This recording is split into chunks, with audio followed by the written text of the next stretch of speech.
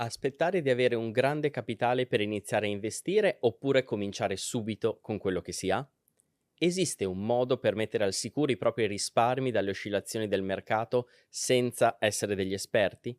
In questa puntata scopriamo come la costanza possa diventare il tuo investimento migliore. Benvenuti a Conti alla mano.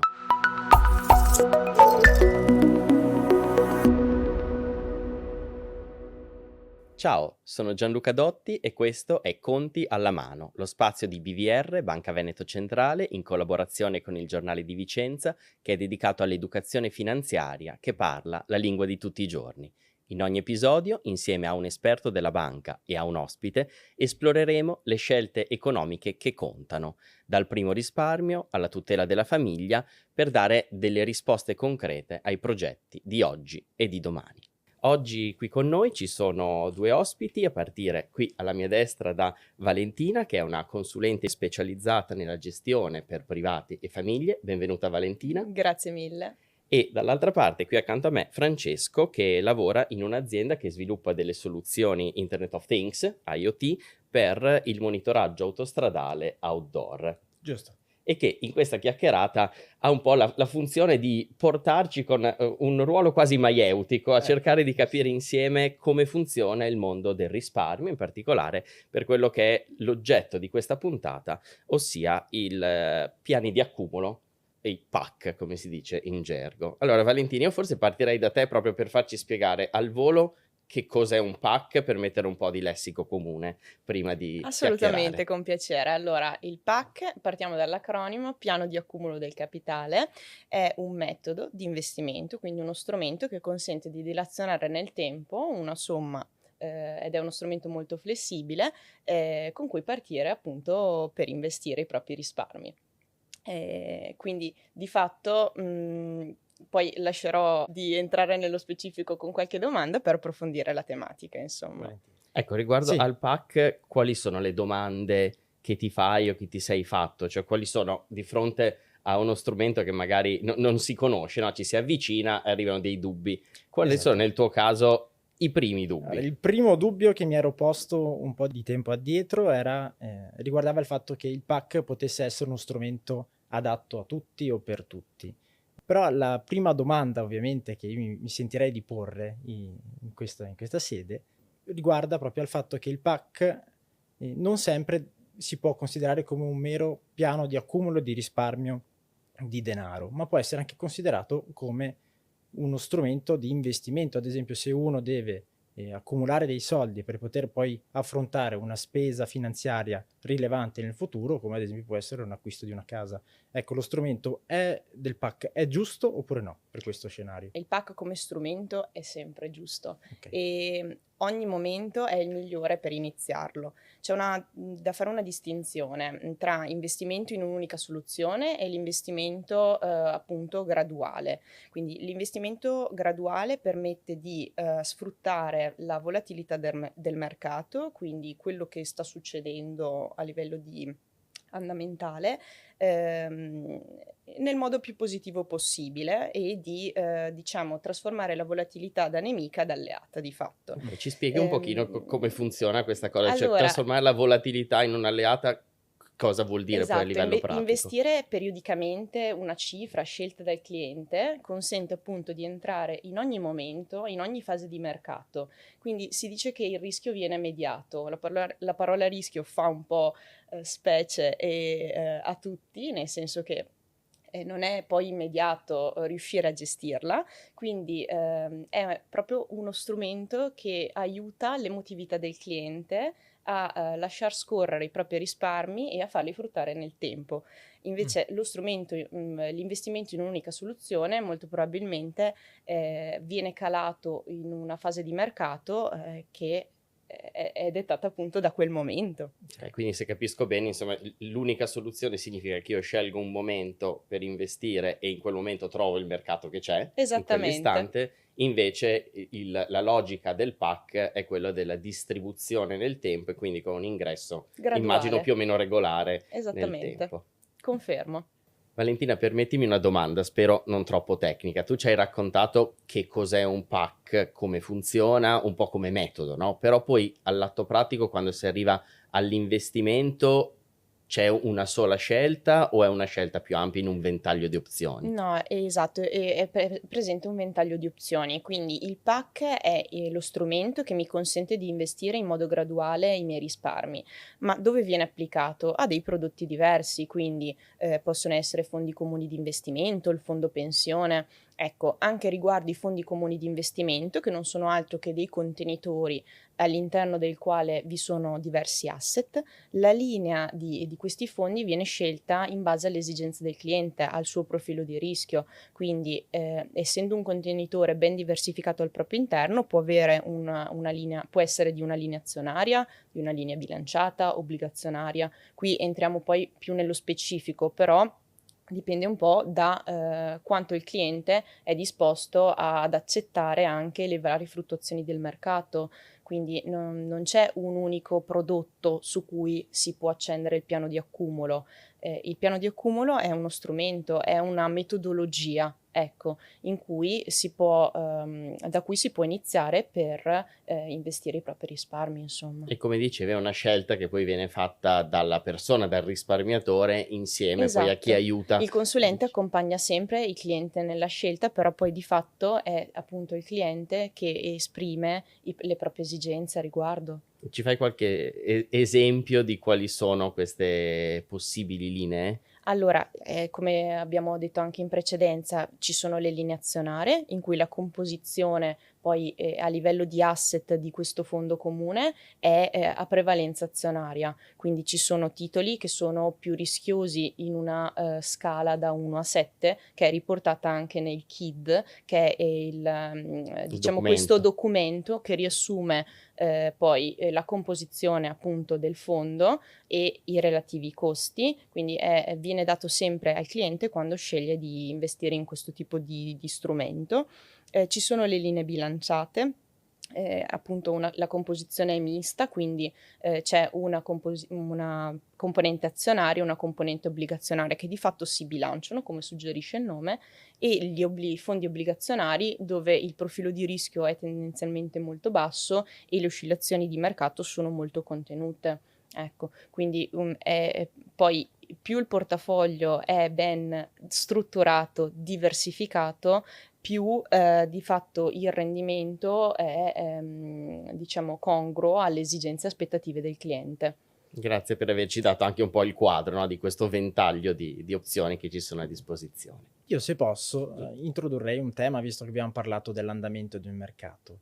Solitamente quando un mercato è in espansione, in forte crescita, un individuo che sta utilizzando lo strumento, ad esempio del PAC, potrebbe essere più propenso a ridurre quella che è la sua propensione al rischio, quindi l'investimento su asset più rischiosi, perché magari il rendimento che sta ottenendo in quel momento da un piano d'accumulo costante su determinati asset è sufficiente. Ecco, nel caso in cui uno voglia andare a variare i propri asset di investimento facendo un piano di accumulo, o addirittura se il mercato sta andando male e non vede un rendimento atteso che rispetti le proprie aspettative e quindi si senta magari in condizioni di dover non versare perché magari ha paura di perdere soldi in quel momento, a quale principio deve fare affidamento? Può comunque decidere di variare i propri asset di investimento oppure no? Assolutamente. Allora, il PAC è uno strumento che è molto flessibile, quindi la cifra mensile scelta dal cliente può essere sempre adeguata in funzione delle proprie necessità, dello scenario di mercato che magari nel corso del tempo è cambiato. Quindi, ecco, l'investitore, il cliente deve avere sempre impresso qual era l'obiettivo del proprio piano di accumulo. Quindi nel corso del tempo gli obiettivi possono cambiare, le varie scelte si possono adattare a un nuovo scenario che si è venuto a formare, però in generale lo strumento che mi permette in modo più flessibile di adattare alle mie esigenze è proprio il PAC, nel senso che soprattutto in un cambio di scenario di mercato si possono sospendere, cosa che non è mai consigliata, nel senso che appunto per come dicevamo prima, soprattutto quando un mercato storna, io approfitto dei prezzi più vantaggiosi. Cosa vuol dire un mercato storno? Un mercato storna significa che come diceva, lo scenario di mercato magari ha, come quello che stiamo vivendo oggi, un ritorno negativo, cioè di fatto i prezzi dei vari asset sono molto calati. Però è un po' come le mele, qualsiasi bene di consumo. Quando è che si comprano le mele? Quando il prezzo è più basso. Quindi con la mia cifra periodica che io sto investendo, il prezzo è più basso, quindi io acquisto più quantità. Quindi calato alla quotidianità possiamo paragonarlo a questo esempio, insomma, ecco. Abbiamo parlato di andare a modificare quella che è la propria rata, il proprio versamento nel piano d'accumulo, e questo abbiamo detto che può essere fatto, perché ovviamente un individuo può cambiare le proprie esigenze e capacità di risparmio nel tempo, perché magari o cresce il reddito o si manifestano nuove spese, ma in termini di impatti sull'efficienza e l'efficacia del PAC e in termini di costi, che cosa torna indietro all'individuo che decide di variare una propria rata? Allora, cosa torna indietro? Dare continuità allo strumento è sempre positivo. Il minimo importo dipende appunto da il tipo di strumento scelto. Quindi il consiglio che noi diamo sempre è quello di continuare con lo strumento, anche portando al minimo l'importo. Questo perché poi dipende sempre anche dall'obiettivo che hanno i clienti. Okay, quindi, diciamo che è preferibile non stopparlo anche quando, lo scenario è meno favorevole, ma di dare continuità.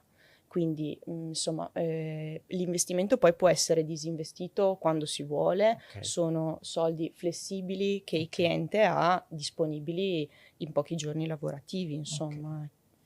L'orizzonte temporale di utilizzo di un PAC è molto importante definirlo in anticipo e quindi in base a una strategia, un obiettivo che uno ha, oppure può essere avviato senza un obiettivo strategico? Dov'è che rende di più? Allora, rende di più quando si ha un obiettivo strategico, Ok, quindi quando il cliente attribuisce un nome a quello che è il piano di accumulo. ok. Può essere il nome del figlio, che va all'università, può essere un viaggio. Quindi se diamo un nome a questo piano di accumulo, con facilità, io quando traguardo quell'orizzonte temporale, sto certa che qualcosa mi ha fruttato.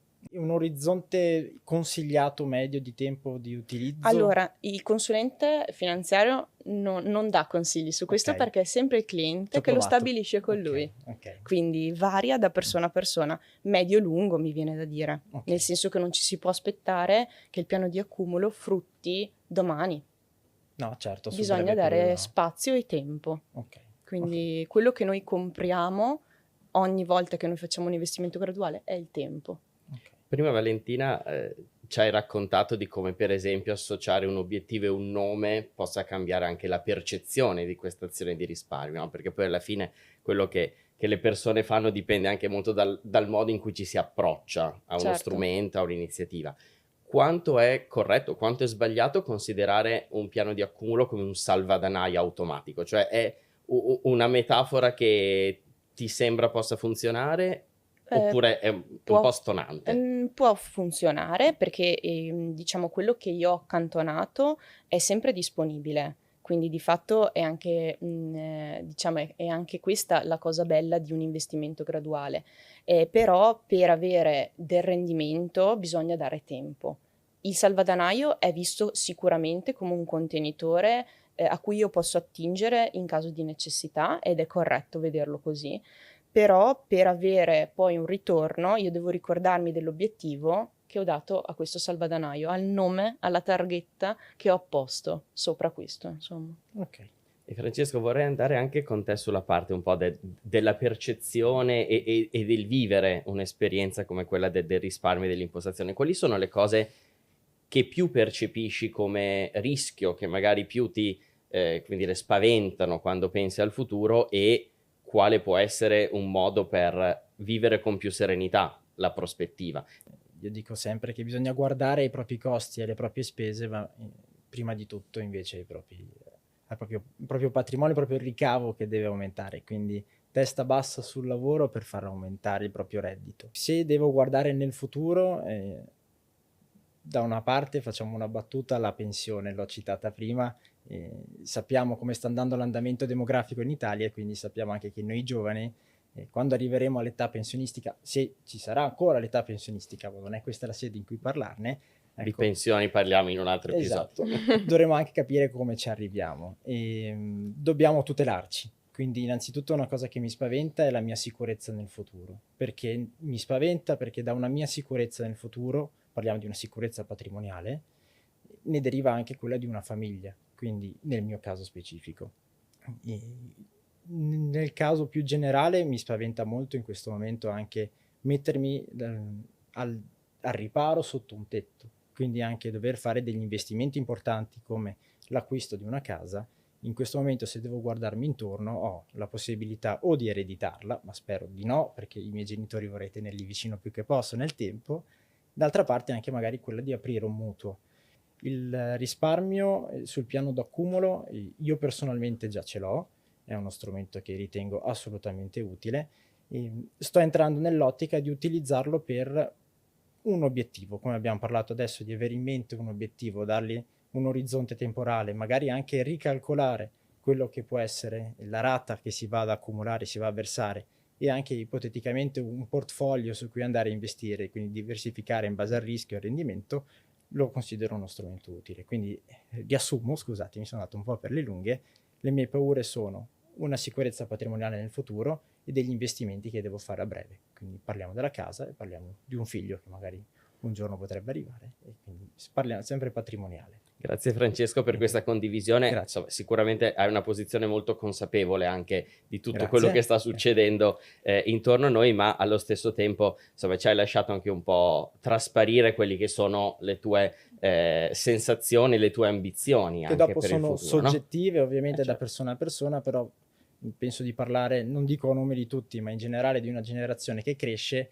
è quella di voler vedere davanti a sé un futuro che è sempre più sicuro, almeno avere delle basi su cui dopo poter costruire qualcosa. Valentina, tu che quotidianamente ti occupi di parlare con le persone, insomma, con tanti Francesco, diciamo. Allora, io ringrazio Francesco per l'intervento ed è bene che si trasmetta poi la direzione, ok? Che poi non c'è una direzione giusta o sbagliata che sia, perché è sempre molto soggettivo il costruirsi del proprio futuro, della propria stabilità e quant'altro. Però è bene che i risparmi che noi di fatto questa come dire, analisi del risparmio e quant'altro l'abbiamo ereditata probabilmente dai nostri nonni, dai nostri genitori. Noi italiani siamo storicamente in una nazione dove Esatto. il risparmio fa parte, no, Purtroppo ad oggi secondo me stiamo un po' tergiversando, nel senso andando in un'altra direzione. Quindi è importante che ci sia tra i giovani una consapevolezza, una necessità di dire mi metto da parte e mi costruisco oggi, mattoncino dopo mattoncino, quello che sarà a poi il mio futuro di fatto, ecco. Qual è la domanda più strana che ti sei sentita fare dalle persone con cui parli di risparmio? Ce ne sono molteplici, onestamente a bruciapelo così non mi vengono in mente, però non c'è la mentalità di dire mi metto da parte qualcosa, ed è importante per me nel nostro lavoro, nel lavoro di tutti, insomma, trasmettere anche poi questa logica, questa metodologia che alla lunga ripaga sempre, insomma, ecco. Bene, allora, domande per Valentina, approfittando del momento di questa chiacchierata così in libertà e di ragionamento anche, insomma, di futuro, di prospettive.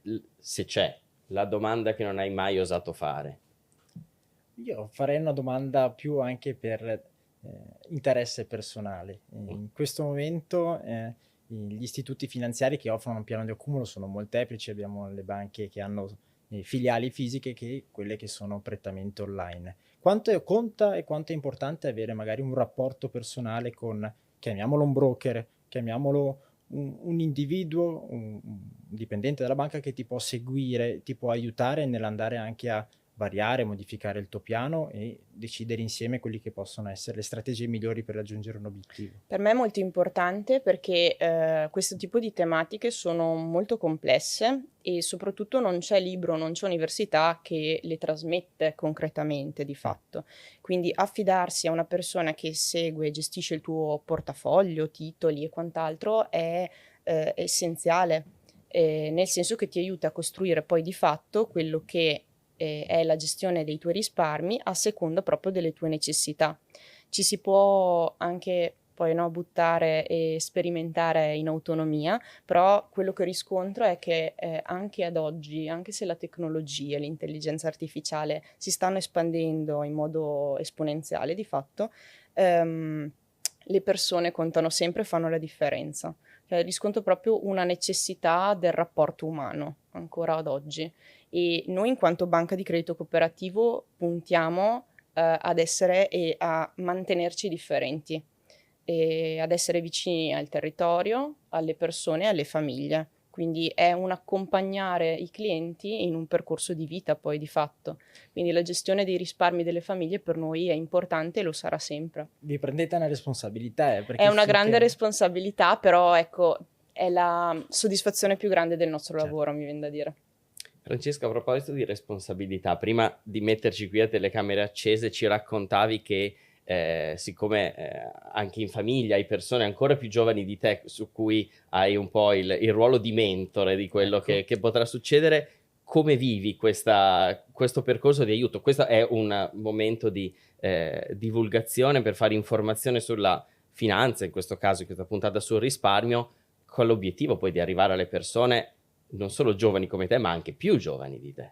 Allora, i momenti di confronto sono momenti di per sé preziosi, perché se vissuti bene, se le persone che condividono quel momento sono disposte a mettersi in gioco in termini proprio di temi che si vanno a discutere, anche magari entrando nel personale, come magari abbiamo fatto oggi, sono formative. Però è anche vero che abbiamo sempre, come si dice, guardandoci indietro, guardando dallo specchietto retrovisore, vediamo sempre due generazioni passate, che sono quelle dei nostri nonni e dei nostri genitori, che ovviamente avevano scenari differenti, ma hanno anche avuto l'onere, perché da una parte, se penso ai nostri nonni, ai miei nonni, venivano dal famoso dopoguerra, quindi una società da ricostruire, da una situazione in cui non c'era nulla e dovevano comunque cercare di colmare quel vuoto che avevano partendo da una casa, partendo da un'attività, una famiglia e quant'altro.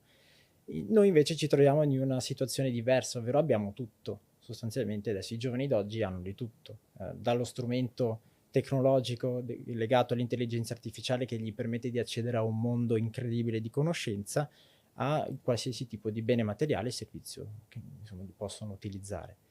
Quello che manca adesso è proprio questa possibilità di contare su qualcuno, avere una persona di riferimento che possa condurlo a una vita magari più ponderata e anche lungimirante in termini di vista proprio di costruzione di un futuro, e qua parliamo in termini di vista patrimoniale. Quello che io dico sempre a magari chi mi fa una domanda, oppure anche quando vado io a fare una domanda a qualcuno, è sii sincero con me. Quindi se io ho una domanda relativa al fatto che mi espongo con te per avere un consiglio su come devo comportarmi su qualcosa, il momento di confronto vorrei proprio che fosse sincero.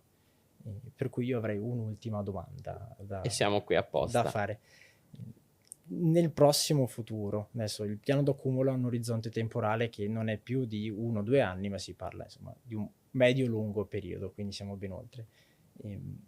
Cosa dobbiamo aspettarci dallo scenario? Comunque è uno scenario che prevede che nei prossimi 5-8 anni comunque si vada a crescere, l'economia ritorni un po' più favorevole, magari anche i rendimenti, gli interessi che ci sono invece delle banche possano tornare un po' più agevoli per noi giovani, oppure Allora, sono scenari difficili? assolutamente. Un'ultima domanda bella sfidante. Guarda, io rispondo sinceramente, anche se banalmente, che nessuno ha la sfera di cristallo per prevedere quello che sarà il futuro. Dipende da tantissimi fattori, geopolitici, sociali, ambientali. Quindi il mondo è in completa evoluzione, anche a livello tecnologico nessuno può stabilire quali siano i flussi e gli apporti appunto provenienti dalla tecnologia. Quello che mi hanno sempre insegnato quando mi sono fin dall'inizio approcciata al mondo della finanza è che il mercato può punire, sicuramente. Ci sono stati momenti in cui il mercato ha davvero inflitto dei colpi, però non tradisce. L'economia non si può fermare, quindi guardando anche dei grafici e quant'altro, il mercato ha sempre risposto in modo positivo.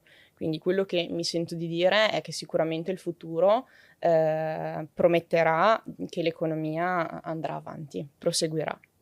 Io mi auguro che le banche ci sostengano, a noi giovani investitori, perché se guardo al lavoro che stanno facendo, ogni anno comunque le banche riportano risultati che sono ottimi nonostante gli scenari.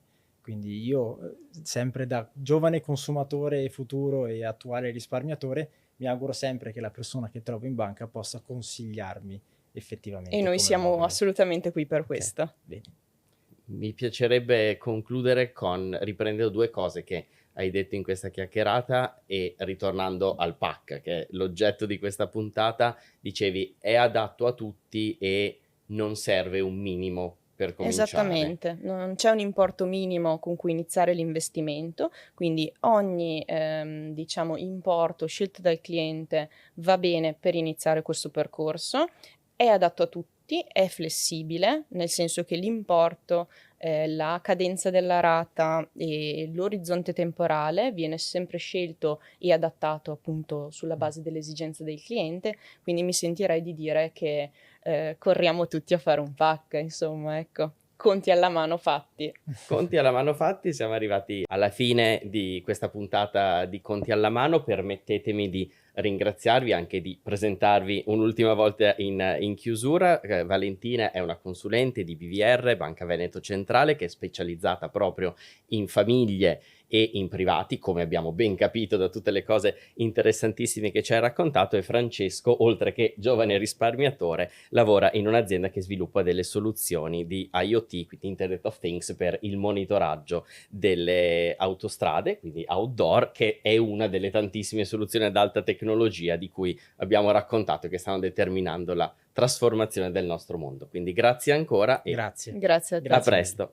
Quindi, per riassumere un po' delle cose emerse, non serve un grande patrimonio per cominciare, la costanza batte il tempismo, c'è un tema di flessibilità che è totale e in più è importante l'empatia tra il risparmiatore e la persona che fa da consulente di fiducia. Se volete approfondire come attivare un piano di risparmio, trovate ovviamente i dettagli sul sito di BVR Banca Veneto Centrale, oppure potete naturalmente passare a parlarne nelle filiali. Non dimenticate anche di seguire tutte le altre puntate di questa serie, in cui, tra le altre cose, vediamo come proteggere i vostri beni più cari dagli imprevisti, perché ovviamente informarsi è sempre il primo vero investimento. Da Gianluca Dotti un saluto e a presto. Ciao!